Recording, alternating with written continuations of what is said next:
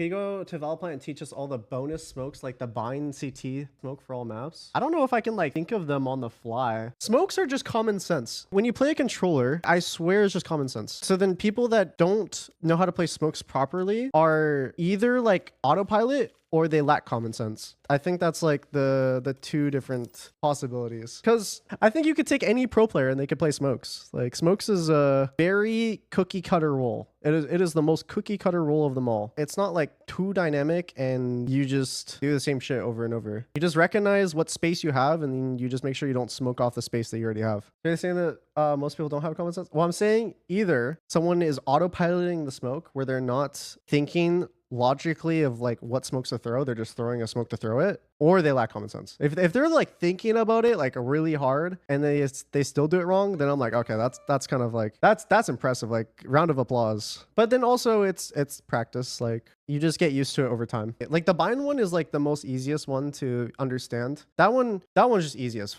But I was able to recognize that from watching other people throw smokes. Like I don't even have to throw smokes myself. And then to the one that I'm referring about to chat, like let's say it's a mid round and you know that there's 2 here and that there's 3 here. And then you're doing like a slow hit at B. So you're like contacting.